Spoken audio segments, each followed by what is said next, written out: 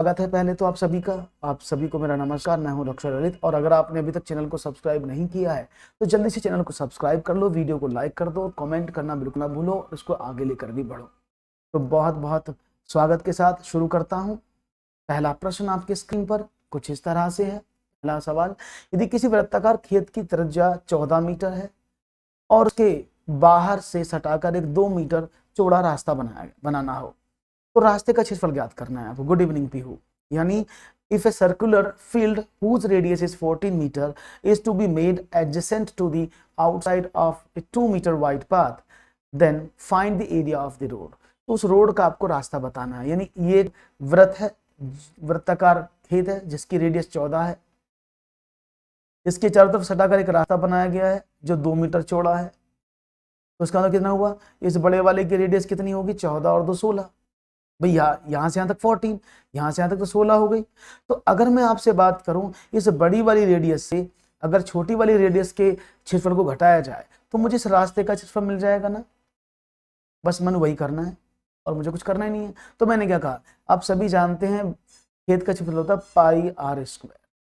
तो भाई अगर मैं दो वृत्त में इस वृत्त के अंदर वाली त्रिज्या की बात करूं तो क्या हो जाएगा, आपने कहा पाई आर स्क्वायर, बाहर पूरे का मान रहा हूं आर स्क्वायर में से अगर पाई अंदर वाला घटा दिया जाए तो मुझे कंप्लीट एरिया पता लग जाएगा। आपने कहा बिल्कुल। तो बड़ी वाली त्रिज्या कितनी, पाई आपने कॉमन लिया तो आपने कहा 14 का 16 का स्क्वायर माइनस 14 स्क्वायर, यानी पाई इंटू 256 माइनस 196। तो कितना बचा, पाई इंटू 6 में से 6 गया 0, 15 में से 9 गए 6, और पाई का मान कितना होता है 22/7। तो 22/7 इंटू 7, बस अब इसकी गुणा करनी है 3.14 में। तो क्या मिल जाएगा आंसर। Good evening Shalini. तो आपने कहा सर इसमें तो कोई बड़ी बात नहीं। तो बस आपको तरीका समझ में आना चाहिए कि सवाल को करना कैसे। जब आपको समझ में आ जाएगा तो सवाल हो जाएगा आराम से। इसको डिवाइड कर दें तो 3.14, 0 यहाँ पर आ गई, 6 चौक 24, 6 कम 6 और 2 8 और 6 3 18। तो 188.40 या 5-7, क्योंकि हम उसको मल्टीप्लाई कंप्लीट करेंगे तो ये 188.5 के आसपास आ जाएगा, जो कि हमारा राइट आंसर है। तो सही जवाब क्या है, 188.57। सबको समझ में आया होगा कि भाई फिर बता रहा हूं, ये एक अंदर वाला वृत्त था, ये बाहर वाला वृत्त था। अगर बाहर वाले से अंदर वाले के इस क्षेत्र को घटाया जाए तो इस रोड का क्षेत्र पता लग जाए। बस मैंने वही किया है। क्लियर है, कोई प्रॉब्लम नहीं, समझ में आ गई हैं बातें आपको और आसानी से आपने इसको समझा भी है। बहुत बढ़िया, बिल्कुल आयुष अपने एकदम सही कहा। एक और सवाल, यदि वर्ग के विकर्ण की लंबाई 6 सेंटीमीटर है, इसका क्षेत्रफल बताओ। एक वर्ग है, इसके विकर्ण की लंबाई 6 सेंटीमीटर है, इसका क्षेत्रफल कितना होगा। If the length of the diagonal of A square is 6 centimetre, it's area is what. समझना इस बात को, इस तरह के प्रश्न एमपी टेट में बहुत पूछे थे, जहां पर बहुत ही आसानी से आप कर सकते थे। हालांकि करने का तरीका तो ये है कि अगर वर्ग की बात करेंगे तो ये वर्ग जिसकी सारी भुजाएं बराबर होती हैं, ये इसका विकर्ण है। वर्ग का विकर्ण a√2 होता है। तो अगर आप a√2 निकालेंगे तो आप क्या करेंगे, a√2 बराबर 6, तो आप a का वैल्यू निकाल लेंगे, जो आपको बहुत ज्यादा टाइम टेकिंग होगा, है ना। तो मैंने अगर आप ऐसे फिर आप जो भी आएगा उसका भुजा का वर्ग करेंगे, तो इस प्रोसेस में आप बहुत देर तक क्या हो जाएंगे, मिक्सअप हो जाएंगे और आप सवाल में समय लगा देंगे। तो हम क्या करते हैं, हमने एक फॉर्मूला और भी बताया, 1/2 इंटू डी स्क्वायर। ये भी वर्ग, अगर आपको विकर्ण दिया हो तो विकर्ण का स्क्वायर करके 2 से भाग कर दो, तब भी आपको क्या मिल जाएगा, वर्ग का क्षेत्रफल मिल जाएगा। अपने का कोई प्रॉब्लम नहीं है। डी कितना है 6, तो 6 का स्क्वायर बटा 2, तो 36/2 बराबर 18 सेंटीमीटर स्क्वायर उसका एरिया आ जाएगा। Option number D. Good evening भी, बात समझ में आ गई। तो अगर आप ऐसे करेंगे तो आपको बहुत टाइम लगेगा। देखो ऐसे करोगे तो क्या होगा, जब आप, अगर मैं इस वाले तरीके से करूं तो ये टाइम टेकिंग कैसे होगा, देखो यहाँ कर दिखाता हूँ। आपने कहा a√2 बराबर 6 है, तो a इक्वल टू क्या हो जाएगा, 6/√2। अब इसको डिवाइड करेंगे तो ये कितना हो जाएगा, तब √2 से ऊपर नीचे मल्टीप्लाई करनी पड़ेगी, तो 3√2 आ जाएगा। अब इसका स्क्वायर करेंगे तो ये आपको टाइम टेकिंग होगा, जो आपके लिए समस्या उत्पन्न करेगा एग्जामिनेशन में। और एग्जामिनेशन में आपके सवाल जितने आसानी से आप कर पाए उतना ही बेटर होता है, उतना ही कम समय उसमें लगता है। क्या बात है, हो जाएगा हो जाएगा, चिंता होने की जरूरत नहीं Ayush. All the best, congratulation, great, बढ़िया। एक और सवाल, कुछ व्यक्ति एक काम को 40 दिन में कर सकते हैं, यदि 8 व्यक्ति और मिल जाएं तो वही काम 10 दिन में हो सकता है। प्रारंभ में काम कितने व्यक्ति लगे थे, ये आपको बताना है। Some person can do a piece of work in 40 days if 8 more people are found, the same work can be done in 10 days.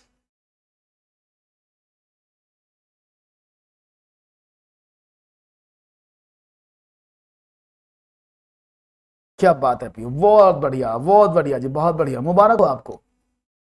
तभी तो आपने बहुत मेहनत की है, तभी तो उसका फल मिलता है सभी को। तो देखो, कुछ व्यक्ति, पता नहीं कितने आदमी थे, काम को 40 दिन में कर सकते थे। यदि 8 व्यक्ति और मिल जाते तो वह काम 10 दिन में हो सकता था। अब तो कितना आसान सवाल है। मैंने बोला कुछ व्यक्ति, आपने कहा एक्स व्यक्ति थे, फॉर एग्जाम्पल एक्स व्यक्ति किसी काम को 40 दिन में कर सकते थे। 8 व्यक्ति और मिल गए तो अब कितने आदमी हो गए, आपने कहा एक्स जमा 8, और वह काम 10 दिन में काम हो सकता है। तो प्रारंभ में कितने व्यक्ति लगे थे, तो देखो दो तरीके आप जानते हैं ना, M D H, M1 D1। तो एम कितने थे, एक्स 40 दिन में कर सकते थे कितना, अगर 8 व्यक्ति और मिल जाते तो एक्स प्लस 8, तो काम 10 दिन में हो जाता। हो गया सवाल। 40x is equal to 10x plus का 80, ये होगा ना जी। कोई प्रॉब्लम हो तो बता देना, वैसे कोई प्रॉब्लम तो नहीं होनी चाहिए, आराम से आप कर सकते हैं जी। कोई प्रॉब्लम जहां पर आए तो मुझे बता देना। बात समझ में आ रही है। आपने कहा भैया कोई प्रॉब्लम नहीं, हमने सवाल आराम से कर लिया जी। तो क्या जवाब होगा जल्दी से बताइएगा। तो आपने कहा ओके कोई प्रॉब्लम नहीं है। अच्छा ये wait a minute, wait a minute, हाँ ओह 10 दिन में काम हो सकता है। अच्छा 40 दिन में कर सकते, 10 दिन कम में हो सकता है, माफ करिएगा 10 दिन कम में हो सकता है, तो 30 दिन में होगा। एक मिनट एक मिनट एक मिनट, मैंने कुछ गलत, वेट ए मिनट, हाँ एक मिनट रुकिएगा, ये थोड़ा सा रुक जाइएगा, क्योंकि 10 दिन कम लिखा है इस समय, 10 दिन कम में हो सकता है, यानी अब ये काम 30 दिन में हो सकता है, ऐसे, ठीक है ना। तो 240 यहाँ पर है, हाँ हाँ बता रहे, अभी आएगा, बात समझ में आ गई, कोई प्रॉब्लम नहीं है। अब क्या, इसको इधर ले आए तो कितना हुआ, 30x बराबर 240, x बराबर ये भी 30x, तो 10x बराबर 24 दिन में काम खत्म हो जाएगा, 24 डेज, 24 आएगा आयुष, ठीक है ना। क्योंकि 10 दिन में काम हो सकता नहीं, लेकिन 10 दिन कम में काम हो सकता है, यानी कुल मिलाकर पहले 40 में होता, अब 30 में हो सकता है, ये सवाल है। नहीं नहीं नहीं नहीं, 8 क्यों करेंगे, ये भी तो होगा, जब 30 की मल्टीप्लाई इसमें करोगे तो ये भी तो आएगा 30। अभी समझ में आ गया होगा, मैंने कर दिया है सवाल, अभी समझ में आ गया होगा कैसे करना है, ठीक है। सिंपल है भाई, एक्स आदमी 40 दिन में कर सकते थे, और 8 आदमी और मिल गए तो एक्स प्लस 8 वो कर सकते 30 दिनों में, ऐसे कर लो, या इसको ऐसे भी कर सकते हो कि भाई एक्स बटा एक्स प्लस 8, आदमी जो है कितने दिन में कर पा रहे हैं, आपने कहा सर पहले होता था 30 दिन में, 30 और 40, आप इसको ऐसे भी लिख सकते हैं, तब भी सवाल हो जाएगा। हाँ कम नहीं देखा था, हाँ वो कम लिखा है ना, 30 दिन कम में काम नहीं लिखा है, क्लियर है, बात समझ में आ गई, बहुत बढ़िया। आगे बढ़ते हैं, एक और सवाल। 36 किलोमीटर प्रति घंटे की गति से चल रही 110 मीटर लंबी रेलगाड़ी को 130 मीटर लंबे पुल को पार करने में कितना समय लगेगा। देखते हैं जवाब क्या मिलता है। Time taken by a 110 metre long train running at 36 kilometre per hour to cross a 130 metre long bridge. अब देखो सवाल समझना, ये आपका ब्रिज है, ये आपकी ट्रेन है, ये जो ब्रिज की लंबाई वो 130 मीटर है, ट्रेन की जो लंबाई वो 110 मीटर है। जब उसको पार करने की बात करेंगे तो क्या करेगा, हाँ नहीं नहीं वो 30x करो ना उसको, जब यहां से आप इसको चलोगे ऐसे करके तो ट्रेन ऐसे है, ये पुल है, ये ट्रेन है, ट्रेन यहाँ पर एंटर हुई तो यहीं से तो लेंगे, और जैसे ही वो ट्रेन ऐसे यहाँ से क्रॉस होकर चली गई तो ट्रेन यहाँ तक आ गई, तो ट्रेन को पार करने में कितना दूरी चलना पड़ा, इस पुल की लंबाई इस ट्रेन की लंबाई, याद रहेगा। तो हम क्या करते हैं, जब भी ट्रेन ने उस पुल को पार किया तो कुल कितनी दूरी हो गई, 110 प्लस 130, तो उसने 240 मीटर दूरी तय की है पार करने में एक दूसरे को। पहली बात समझ में आ गई, कोई प्रॉब्लम तो नहीं है, बहुत बढ़िया। अब क्या करें, उसने बोला कि ट्रेन की स्पीड जो है, अब आपको डिस्टेंस तो पता लग गई, दूरी आ गई। आप सभी को पता है speed is equal to distance upon time होता है, और वो टाइम पूछ रहा है आपसे, टाइम क्या होगा, आपने कहा डिस्टेंस अपॉन स्पीड। अब डिस्टेंस तो पता लग गई, लेकिन स्पीड कितनी है। अब ध्यान रखना हमेशा हम 36 का डिवाइड सीधा कर देते, लेकिन वो गलत है, क्योंकि मेरी लंबाई जो दूरी है वो मीटर में है, स्पीड किलोमीटर में है। तो मुझे क्या करना पड़ेगा, I have to change this speed into metre per second. तो कैसे करते हैं, सबको पता है ना, जब भी किसी दूरी को किलोमीटर से मीटर में बदलना होता है तो हम 5/18 की गुणा क्यों करते हैं, क्योंकि 1 किलोमीटर में 1000 मीटर होते हैं, और 1 सेकेंड में, 1 घंटे में 3600 सेकेंड होते हैं। तो उसको हमने कन्वर्ट कर दिया 5/18, तो 18 दूनी 36, 10। तो इसका मतलब कितना है, 10 मीटर प्रति सेकंड की स्पीड है उसकी। स्पीड कितनी है, 10 मीटर प्रति सेकंड। तो अब टाइम बता दो, टाइम क्या होता है, आपने कहा डिस्टेंस अपॉन स्पीड। डिस्टेंस कितनी, 240, स्पीड कितनी है 10, तो कितना है 24 सेकंड में वो उस पुल को पार कर दे। Right option, option number B. Clear है जी, कोई प्रॉब्लम तो नहीं, किसी को प्रॉब्लम हो तो मुझे बताएं।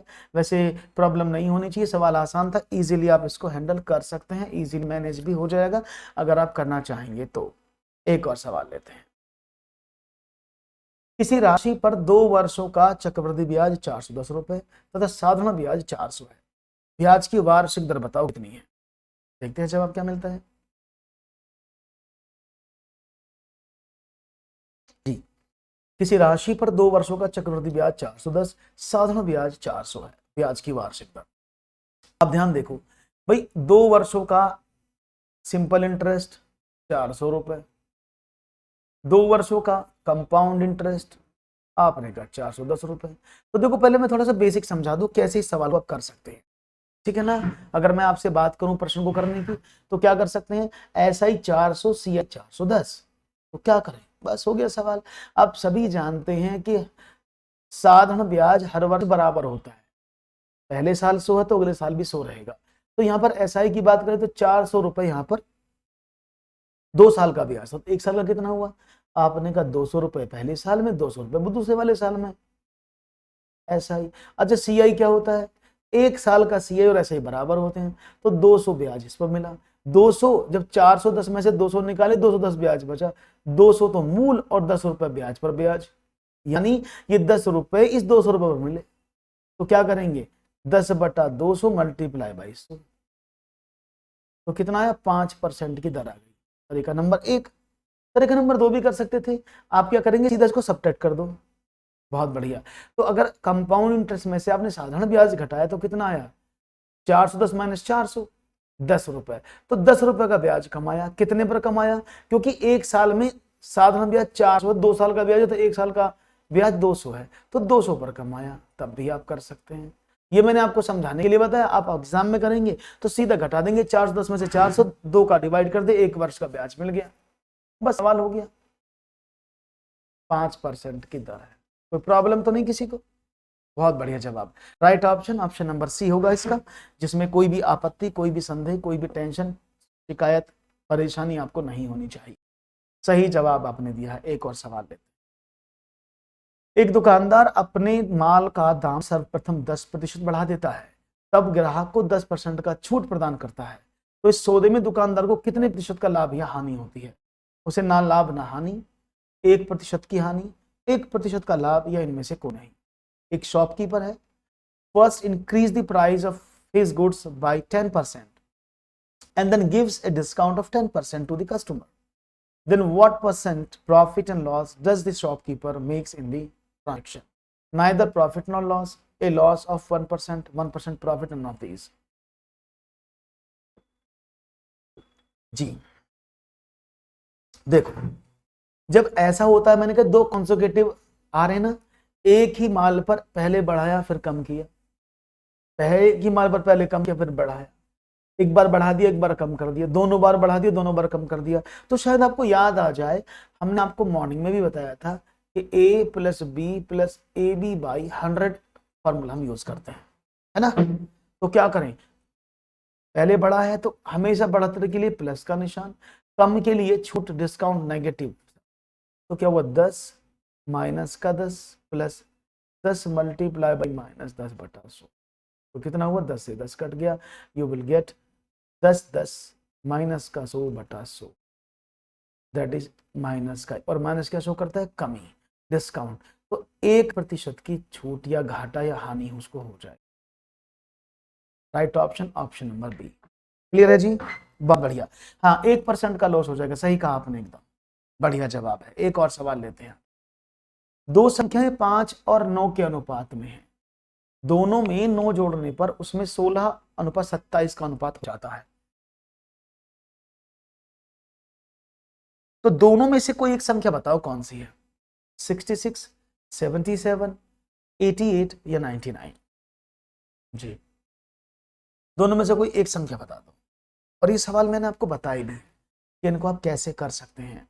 देखिए, अगर हमसे कहा गया है दो संख्याएं 5 और 9 के अनुपात में है, दोनों में 9 जोड़ने पर, तो मैंने कहा हम बेसिक तो ये कर लेते ना, मानक संख्या 5x और 9x है, उसमें 9 जोड़ने पर वो अनुपात 16/27 हो जाए, तो उसकी गुणा कर दो, क्रॉस मल्टीप्लीकेशन है ना। एक तरीका तो ये है, अब इसमें मल्टीप्लाई करोगे तो आपको ज्यादा पहाड़े पढ़ने पड़ेंगे।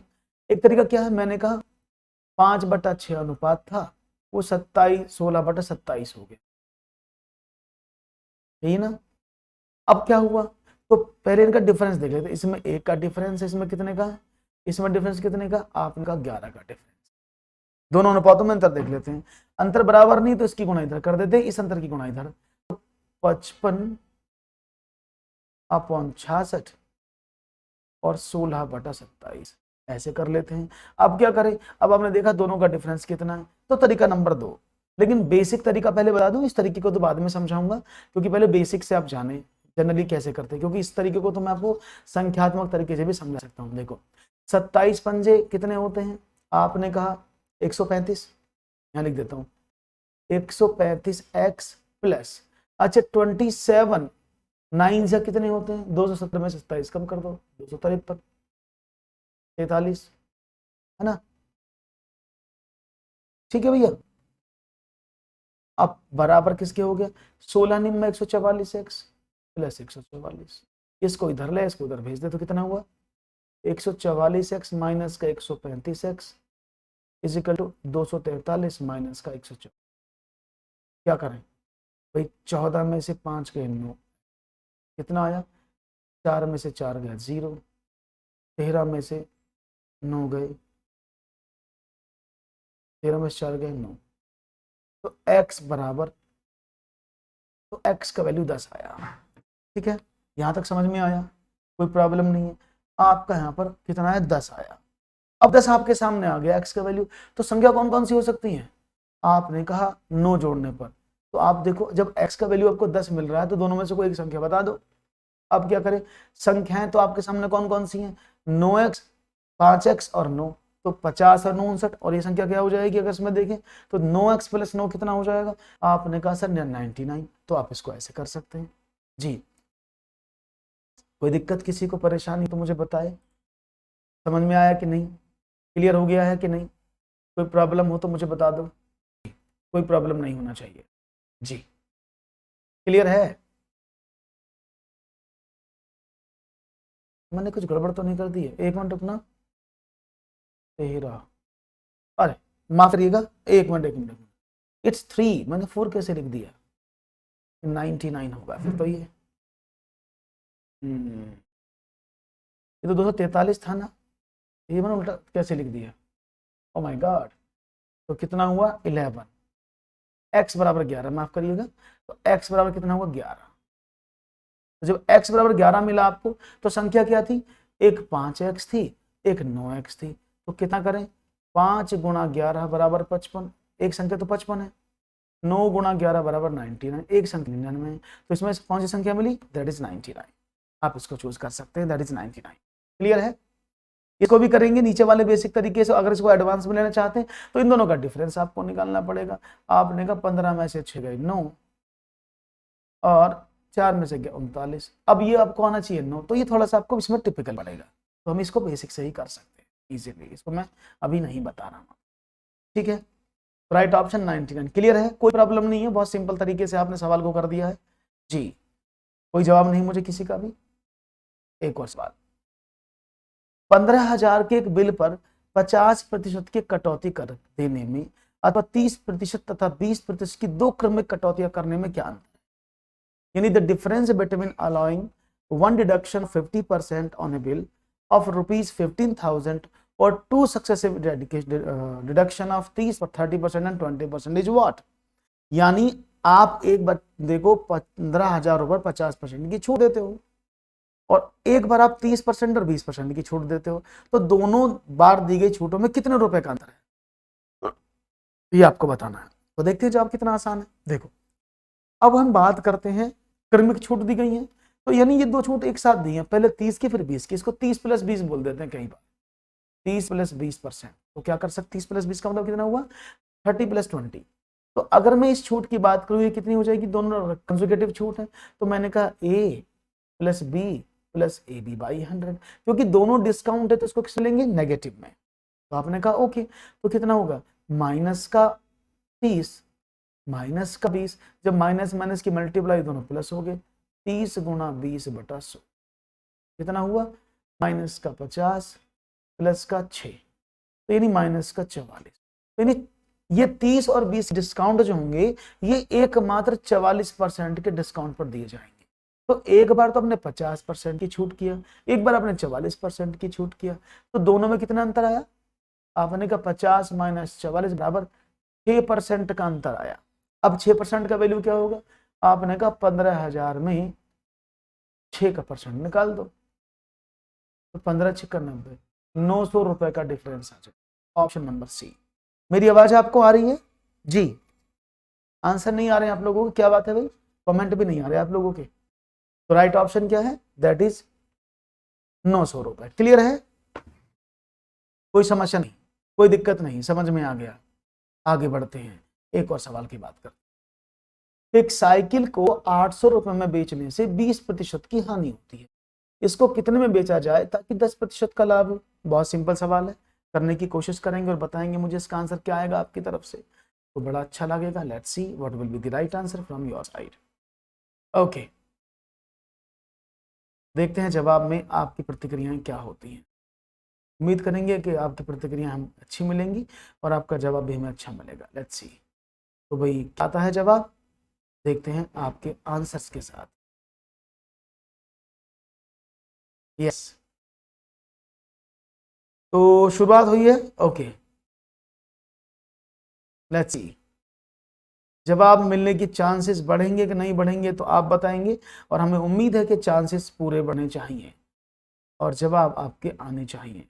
ओके, और यहाँ पर जवाब देने की चांसेस बढ़ेंगे कि नहीं है तो आप बताएंगे। देख लेते क्या प्रश्न है। एक साइकिल को 800 में बेचने पर 20% की हानि हुई, यानी हम मानते हैं जो कॉस्ट प्राइस है उस पर हानि होती है, तो हमने माना कि कॉस्ट प्राइस इसका 100% है, 100% इसका कॉस्ट प्राइस है, कोई प्रॉब्लम नहीं है। 20% की हानि हो गई, वस्तु कितने की होगी, वो 80% पर बेची गई, तो जब उसने 80% पर उस चीज को बेचा तो वो 800 रुपए की थी, तो उसे कितने में बेचे, अब उसे 10% का लाभ चाहिए। अब 100% जो कॉस्ट है वो कॉस्ट प्राइस है, उस पर ना ही प्रॉफिट होता है ना ही लॉस होता है, तो क्या करें, अगर मैं उसको प्रॉफिट पर लेना चाहता हूं तो क्या करेंगे, +10 कर दिया मैंने इसमें, तो वो आपसे 110% का वैल्यू पूछ रहा है। तो प्रॉब्लम, नो प्रॉब्लम, आपने कहा कोई प्रॉब्लम नहीं, मल्टीप्लाई कर दें तो क्या होगा, आपने कहा 800 × 110 अपॉन 10 और 11 नहीं 110, तो 1100 रुपए उस वस्तु का प्रिंटर रेट होगा, यानी उस वस्तु का, अगर उस वस्तु को आप 1100 रुपए में बेचेंगे तो आपको 10% का लाभ हो जाएगा। क्लियर है, बात समझ में आ गई, कोई प्रॉब्लम तो नहीं भी किसी को, no problem, no issue, no समस्या, नो चिंता, नो कष्ट, बहुत बढ़िया, जबरदस्त, सिंपल समझ में आया। तो आपको XYZ कुछ नहीं मानना है, सिंपली तरीके को सॉल्व करना है and you will get the answer correctly. एक और सवाल, 16 वस्तुओं का क्रय मूल्य 12 वस्तुओं के विक्रय मूल्य के बराबर है, सौदे में प्रतिशत लाभ या हानि होगा। The cost price of 16 articles is equal to the selling price of 12 articles. The percentage profit और loss in this transaction will be what. तो देखते हैं जवाब क्या मिलता है, जल्दी से जवाब दीजिएगा, मैं पानी लेता हूं।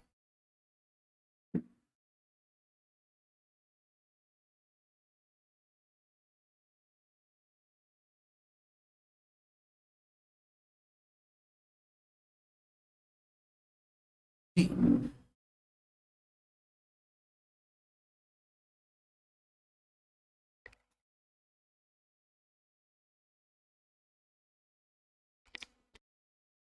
समझते हैं सवाल को, देखते हैं क्या जवाब। देखो सिंपल, ऐसे सवालों को करने का बड़ा आसान तरीका। उसने बोला 16 वस्तुओं का कॉस्ट प्राइस, तो कॉस्ट प्राइस ऑफ 16 आर्टिकल किसके बराबर है, सेलिंग प्राइस ऑफ 12 आर्टिकल। तो उसको मैंने लिख दिया कॉस्ट प्राइस, कॉस्ट मीन्स का हिस्सा 16 और सेलिंग प्राइस 12। सेलिंग प्राइस को उधर भेज दिया, 16 को उधर भेज दिया, तो cost price upon selling price is equal to what, 12 upon 16। अब इसका मीनिंग क्या हुआ, इसका मीनिंग हुआ कि उस वस्तु का जो कॉस्ट प्राइस है वो 12 रुपए है, उसका सेलिंग प्राइस 16 रुपए है। तो फायदा कितने का हुआ भाई, 12 रुपए में कोई चीज आपने खरीदी और आपने उसको 16 रुपए का बेच दिया, तो फायदा क्या हुआ भाई, 12 रुपए में कोई चीज आपने खरीदी और 16 में बेच रहे हो उसको, तो प्रॉफिट क्या रहा, आपने कहा 4 रुपए का, 16 माइनस 12 बराबर 4, तो 4 रुपए का प्रॉफिट हुआ। 4 रुपए का प्रॉफिट किस पर, कॉस्ट प्राइस कितना है 12 रुपए, मल्टीप्लाई बाई, तो 4 तिया 12, तो कितना हुआ 33 सही 1/3% लाभ, उसे यहाँ प्रॉफिट हो गया 33 सही 1/3%। ऑप्शन नंबर सी इसका सही जवाब है। क्लियर है, कोई प्रॉब्लम तो नहीं, किसी को प्रॉब्लम नहीं होनी चाहिए, आसानी से आप इसको समझ सकते हैं और मुझे उम्मीद है कि इसको आप करने में प्रॉब्लम नहीं करेंगे और ना ही कोई गड़बड़ी करेंगे। आसान सवाल है। जब भी इस तरह के सवाल आपको मिलेंगे, जब भी इस तरह के प्रश्न आपको एग्जाम में मिलेंगे, तो आपको ये सीधा तरीका फॉलो करना है, आपको आसानी से सभी जवाब उचित रूप से मिल जाएंगे। एक और सवाल की बात आपके समक्ष ये रहा, 100 तक सभी समप्राकृत संख्याओं का औसत क्या है, what is the average of all even natural numbers up to 100। अब देखो समप्राकृत संख्याओं की बात हो रही है, इवन नेचुरल नंबर्स, और आप सभी जानते हैं कि 1 से लेकर 100 तक की सभी संख्याएं जो होती हैं उसमें आधी इवन और 50% ऑड होती हैं। तो मतलब क्या, 1 से 100 तक कितनी संख्या इवन आएंगी 50, और 1 से 100 तक कितनी संख्याएं ऑड आएंगी वो भी 50, तो 50 संख्याएं। तो सवाल क्या बना, फर्स्ट 50 नंबर का आपको औसत बताना है, जो पहली 50 प्राकृत संख्याएं और कौन सी समप्राकृत संख्याएं। तो देखो समप्राकृत संख्याओं का योग क्या होता है, वो होता है n इंटू n+1, और अगर मैं इसमें n का ही डिवाइड कर दूं, मतलब n का डिवाइड क्यों कर दिया, क्योंकि n नंबर ऑफ टर्म्स हैं, तो आपने n से n को काट दिया, कितना बचा n+1, है ना, n+1। तो मतलब क्या हुआ, n+1 आपके सामने आ गया, तो मतलब क्या है कि n मतलब कितना है 50, तो 50 में बस 1 जोड़ दो तो आपको ये आंसर मिल जाएगा 51। ही बात, ओके भाई। आप लोगों के मुझे कोई लाइव नहीं दिख रहा है आज कमेंट्स में, ना ही किसी के मुझे कमेंट्स आ रहे हैं यहाँ पर, तो हो सकता है कुछ टेक्निकल ग्लिच है, इस वजह से प्रॉब्लम हो रही है। तो मैं सवाल करा रहा हूँ, मुझे कमेंट्स नहीं शो हो रहे हैं किसी भी बच्चे के, ठीक है ना, तो कोई बात नहीं है। अभी मैं आपको, आप समझते रहिएगा मैंने क्या बताया। तो आप सीधा ये भी कर सकते हैं कि समप्राकृत संख्याओं का औसत होता है n+1, विषम प्राकृत संख्याओं का जो औसत, प्रथम विषम प्राकृत संख्याओं का औसत होता है सिर्फ n। और अगर वो सिर्फ प्राकृत संख्याओं की बात करें, सिर्फ वो प्राकृत संख्याओं की बात करें कि सिर्फ नेचुरल नंबर का बताओ, तो प्राकृत संख्याओं का औसत होता है, प्रथम प्राकृत संख्याओं का औसत होता है n+1/2। Good evening Mamata, is it clear. तो ये इसका सही जवाब है। तो तीनों बता दिए मैंने। अगर वो बोलेगा प्राकृत संख्याओं का औसत बताओ, तो आप n+1/2 करेंगे। वो बोलेगा पहली 50 प्राकृत संख्याओं का औसत बताओ, तो n+1 कर देंगे, उसमें जोड़ देंगे। अगर वो आपसे बोलता है कि विषम संख्याओं का औसत बताओ, तो जो संख्या का पूछा वही नंबर उसका औसत हो जाता है, ठीक है ना। तो राइट ऑप्शन था 51। बहुत बढ़िया। एक और सवाल, 24 सेबों को 2 भागों में इस प्रकार बांटा गया कि पहले भाग के 7 गुने तथा दूसरे भाग के 5 गुने का योग 146 है। पहला भाग कितना है, 24 को इस तरह से 2 भागों में बांटा गया है कि पहले भाग के 7 गुने तथा दूसरे भाग के 5 गुने का योगफल कितना है। 146 है। पहला भाग कितना है तो देखते हैं जवाब क्या मिलता है। 24 को बांटना है आपको,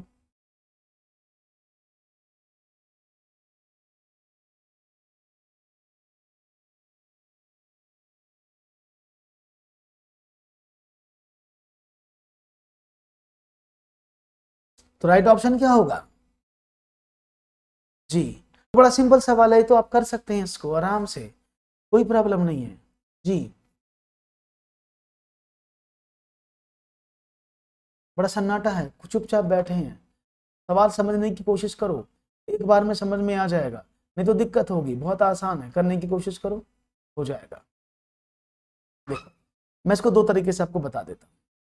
पहला भाग मैंने x माना, जब अगर पहला भाग मैं x मानता हूं तो दूसरा भाग क्या हो जाएगा 24 माइनस का x, छोटी सी बात है। तो उसने बोला पहले भाग का 7 गुना, तो x का 7 गुना और दूसरे भाग का 5 गुना, 24x माइनस x का 5 गुना।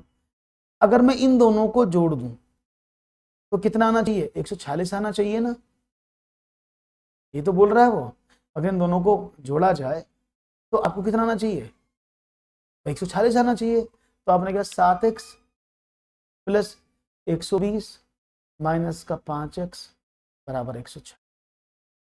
अब क्या करें, 2x is equal to 146 minus का 120, तो x इज इक्वल टू कितना हुआ 26/2 बराबर 13। तो x का वैल्यू कितना है 13, कितना आ जाएगा x का वैल्यू दैट इज 13। तो पहला भाग 13 होगा। क्लियर है, कोई प्रॉब्लम तो नहीं जी, कोई प्रॉब्लम वैसे होनी नहीं चाहिए, मेरे हिसाब से तो नहीं होनी चाहिए। क्लियर है जी, कोई कमेंट्स हो तो आप बता सकते हैं। ओके कोई प्रॉब्लम नहीं। एक और सवाल, तीन संख्याएं 5, 4, 5 और 6 के अनुपात में, तो उनका औसत 25 है। इनमें से सबसे बड़ी संख्या कौन सी है। 4, 5, 6 के अनुपात में इन तीनों का जो औसत बताया गया है वो 25 बताया गया है। तो इनमें सबसे बड़ी संख्या बता दो कौन सी है। देखो दो तरीके से आप कर सकते हैं, या तो क्योंकि तीनों कॉन्जुगेटिव नंबर है 4, 5, 6, अनुपात कॉन्जुगेटिव है ना, 4 अनुपात 5 अनुपात 6 तीनों कॉन्जुगेटिव नंबर है, तो यानी इनका औसत हमेशा मिड में होता है, तो इसका औसत 5 अनुपात होना चाहिए। तो 5 किसके बराबर है और 25 के बराबर, तो 5 अनुपात 25 के बराबर, तो 1 अनुपात किसके बराबर 25/5, तो 1 अनुपात वैल्यू 5 है। तो बड़ी संख्या कौन सी हो जाएगी 30, भाई 6 अनुपात 6 पंजे 30, तो इसका आंसर 30 आ जाएगा। अगर मैं बिल्कुल बेसिक से ना बताकर आपको बिल्कुल तरीके से बताऊं कि कैसे करते हैं इन सवालों को, तो आप आसानी से कर सकते हैं। अदरवाइज आप इसको कैसे करते हैं मैं वैसे भी बता देता हूं, जैसे कि आपकी बुक्स में होता है। आपने कहा पहली संख्या 4x, दूसरी 5x और तीसरी 6x है। अगर इन तीनों को जोड़ा जाए तो 4x plus 5x plus 6x, और औसत कैसे निकालोगे, तीन संख्याओं में 3 का डिवाइड कर दे, कुल योग बटे कुल संख्या बराबर औसत होता है, तो 25 आना चाहिए। आपने कहा 6 और 5 11 और 4 15, 15x बराबर 25 गुना 3, तो x बराबर 75/15, तो 15 पंजे 75, तब भी आप 5 ऐसे निकलोगे। और उस सबसे बड़ी संख्या 6x थी, तो 6 गुना 5 बराबर 30, तो बड़ी संख्या सबसे 30 हो जाएगी। ये आपने समझ लिया। क्लियर, कोई प्रॉब्लम तो नहीं, समझ में आ गई बात, कोई प्रॉब्लम नहीं, कोई प्रॉब्लम नहीं चाहिए, बिल्कुल सही। और मैंने शॉर्टकट में क्या बताया, शॉर्टकट देखो कितना आसान था, इतना नहीं करना पड़ता आपको। शॉर्टकट में कैसे कर सकते थे, 4, 5, 6 में अनुपात दिया है, उसका औसत 25 है, क्योंकि ये कॉन्जुगेटिव अनुपात 4, 5, 6, तो जब भी कोई कॉन्जुगेटिव नंबर होते हैं तो मिड वैल्यू हमेशा औसत होती है। तो इन जो 5 है ये औसत है और वो 25 के बराबर है, तो 5 अनुपात 25 के बराबर, तो 1 अनुपात 5 के बराबर हो गया। तो आपने कहा 6 में 5 की गुणा कर दो, 30 इसका आंसर आ जाए। क्लियर है, मैंने दोनों तरीके से आपको बता दिया, ऐसे भी बता दिया है और बेसिक से भी बता दिया। एक्स मान के आपको जो अच्छा लगे you can choose and you can proceed. एक और सवाल, तो एक और सवाल की बात करते हैं और देखते हैं एक और सवाल आपके सामने क्या मिलता है। और मैं आपको बताया था भी सवाल के बारे में, तो सवाल देख लेते हैं। एक और प्रश्न है आपके स्क्रीन पर, उसको भी देखते हैं क्या उसका जवाब मुझे आप देते हैं। चलिए एक सवाल और ले लेता हूँ, जल्दी से दीजिएगा उसका आंसर क्या होगा। आपकी खिदमत में प्लीज एक और सवाल जी।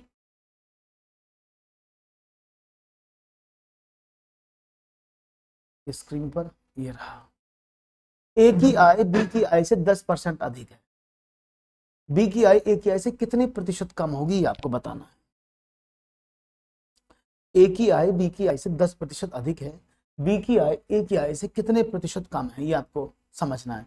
A's income is 10% more than that B, then by what percent is B's income less than A's income?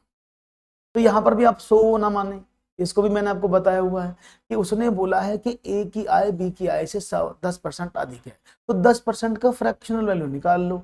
कितना होता है 10/100, 1/10 होता है।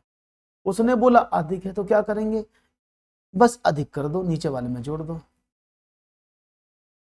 तो यानी दूसरे वाले की तनख्वाह 1/11 कम है, और 1/11 को कैसे कन्वर्ट करेंगे परसेंटेज में, क्योंकि परसेंटेज में पूछा तो 100 की गुणा कर दो।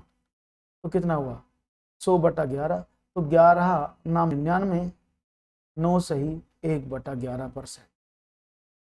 सिंपल सवाल है, आराम से कर सकते हैं अगर आप चाहें तो। अगर आपको ऐसे करना तो बहुत इजी सवाल है, नहीं तो आप इसको और तरीके से भी कर सकते थे। अगर वो अधिक दे रहा है तो हम इसमें जोड़ देते हैं। उसने बोले हैं कम होता कि भाई ए की आय बी की आय से 10% कम है, तो बी की आय ए की आय से कितने प्रतिशत अधिक होगी, तो हम क्या करते, कम में 1/10 था तो उसमें से कम कर देते अगली बार।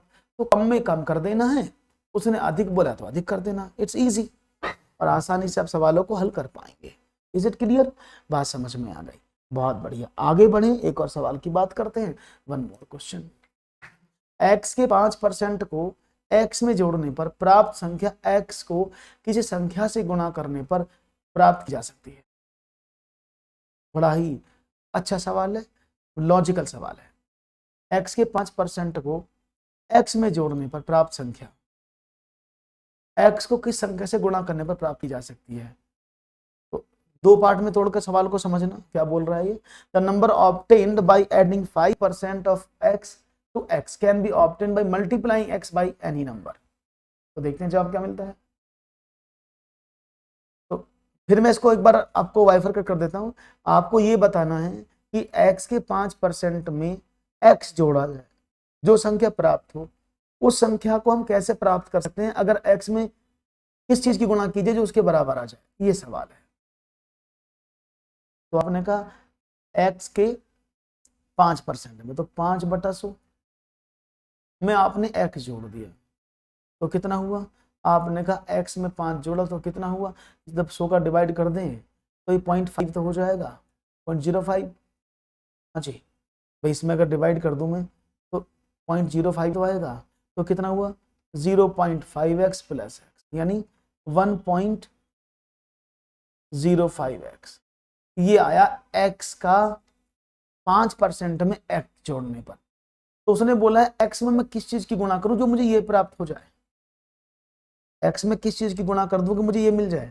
सिंपल सी बात है भाई, x की गुणा करने के लिए x के साथ क्या लिखा हुआ है 1.05, यही तो करोगे। तो सवाल देखने में बहुत खतरनाक से लगते हैं कि पता नहीं हमसे होंगे कि नहीं होंगे, या हमें परेशान करेंगे कि नहीं करेंगे, लेकिन ये आपको परेशान बिल्कुल नहीं करेंगे। आपको बस समझने वाली बात है, आप एक बार में समझ जाएंगे तो आपके जवाब बड़ी आसानी से बन जाएंगे। कोई मुश्किल लगी सवाल को करने में, मुझे तो लगता नहीं कोई भी कोई प्रॉब्लम आएगी इस सवाल में।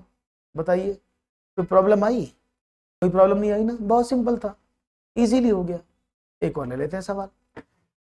राइट ऑप्शन क्या है, इस x में इसकी गुणा करी जाएगी जिससे कि इसके बराबर हो जाएगा।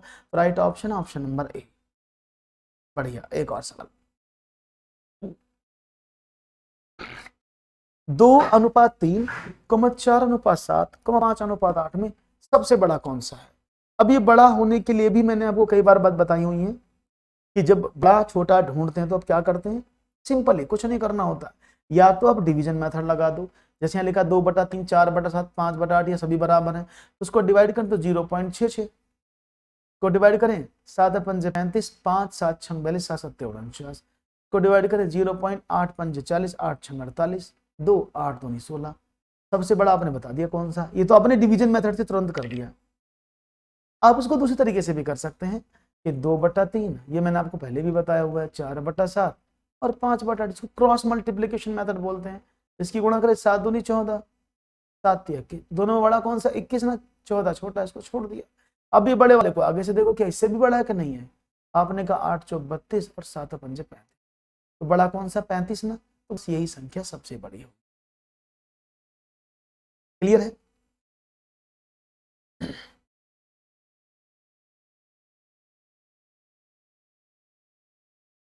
जी, समझ में आ गई होगी बात, वैसे कोई दिक्कत तो नहीं होनी चाहिए, इजी सवाल था। तो एक और ले लेते हैं फिर, जब इजी सवाल है तो। 3 साझेदार ए बी तथा सी ने एक व्यापार में क्रमशः 10,200 रुपए, 13,800 तथा 19,200 रुपए लगाए। अंत में प्राप्त 50,400 के कुल लाभ को बांटने पर बी का भाग कितना होगा, ये आपको बताना है।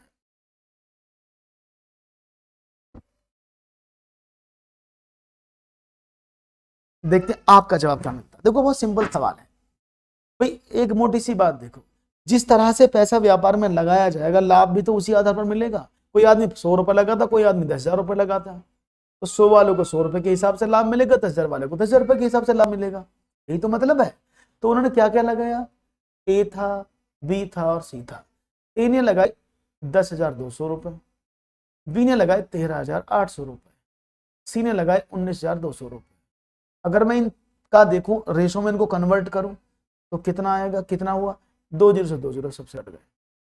अब 162 को अगर मैं डिवाइड कर दूं 2 से, तो 2 अट्ठे 16, 2 एकम 2 81, 2 से काटे, 2 सत्ते 14, 2 छिक्का 12, 2 नम 18। हाँ जी, इसको काटे 2 से, तो 2 नम 18 और 2 छिक्का 12, ये हुआ ना। अब कट सकता है, 3 से कट जाएगा वैसे भी देखो चाहो तो 3 से काट लो, 3 से काटें तो 27 थी 81, 3 से काटे 23 थी 69, 3 से काटे 26 थी 96, 32 थी 96। ठीक है ना, तो ये अनुपात आपके सामने है, यानी उनका जो अनुपात है एबीसी का इन्वेस्टमेंट का, वो क्या है, वो क्या है, ए बी सी का जो अनुपात है वो कितना है, 27:23:32। अब ये रेशो इसी में बटेगा, तो कुल बी का हिस्सा कितना हुआ, ये ए का हुआ, ये बी का हुआ, सी का हुआ, तो बी का हिस्सा कितना 23 अनुपात आया। आपने कोई बात नहीं है, तो बी का वैल्यू कैसे निकाल लेंगे, आपने कुल लाभ कितना था 50,400 में बी का हिस्सा 23 है, और अनुपात क्यों कितना हुआ 7 और 3 10 और 2 12, 4 2 6 और 2 8 82 23। क्लियर बात समझ में आ रही है? यहां तक किसी को प्रॉब्लम हो तो प्लीज लेट मी नो, जहां तक कोई प्रॉब्लम ना हो। तो मैंने क्या काम किया, जिस तरह से उन्होंने हिस्से बांटे उस तरह से मैंने उनके हिस्से कर दिए, 2 4 2 6, 2 2 4 और 3 7। एक मिनट रुकना, मैंने गड़बड़ तो नहीं कर दिया अनुपात में, एक मिनट रुको। ओहो, चलो ये 162 लिख दिया मैंने यहाँ पर, ये गलत पढ़ लिया है, ये 1,000 ये मैंने ऐसे लिख लिया है दोस्तों, ये 1,600 नहीं, ये 6 करके कर दिया मैंने सवाल, ये यहाँ पर 1,000 10,200 लिखा हुआ है, तो ये इसलिए थोड़ा सा ऊटपटांग आ रहा होगा आंसर, होगा सवाल ये ऐसे ही। तो मैंने क्या काम किया, इसको मैं सही कर लेता हूँ, क्योंकि ये टाइप लिखने में थोड़ा सा इसको, ये जीरो पर निकल गया, इट्स 0। ओके, तो मैं इसके अनुपात को बदल देता हूँ, इट शुड बी 70। ठीक है ना, क्योंकि ये 10,200 लिखा है, तो ये लिखती बार जीरो पर को निकल गया, तो मैंने इसको 6 समझ लिया। तो अब कर दें, अब ठीक है सारा, तो कितना हुआ 3 और 2 5 और 1 6 1 7, तो 72 आया। ये 23 चौके 72 होते हैं, 4 से डिवाइड कर दिया, तो 4 एकम 4 बचे 1 0 10 हो गया, 4 एकम 4 बचा 1 0, 4 दूनी 8, 2 4 6 24, तो 12,000, 4 एकम 4 50,000, 400 में 23 की गुणा कर देंगे, तो 50,400 था ना, हाँ 3 चौक 12। ओह मेरा दिमाग कहाँ जा रहा है आज, माफ करिएगा, आज मेरा संतुलन में नहीं है दिमाग। 50400 मल्टीप्लाई बाय 23/72 से डिवाइड कर दे। 23 चौके नहीं कटे, 23 चौके 92 होता है ना। हाँ, मेरा ही आज दिमाग ऊट पटांग हरकतें कर रहा है, आज शायद स्थिर नहीं है आज मेरा दिमाग। कोई नहीं, तो देख लेते हैं। तो 50,400 में डिवाइड कर दिया मैंने सीधा 72 का, यू विल गेट 72 चौक 70, 23 सत्ते 16,100। राइट आंसर क्या होना चाहिए इसका? 16,100। क्लियर है? बात समझ में आ गई भाई? That is the right answer. Clear है? ओके, तो 16,100 इसका सही जवाब। तो राइट ऑप्शन था ऑप्शन नंबर डी, जो एकदम एक्यूरेट आंसर। क्लियर? आगे बढ़े, आसान सवाल था। एक और सवाल ले लेते हैं और फिर आपसे बात करें। दोस्तों आज क्लास को मैं यहीं बंद कर देता हूँ।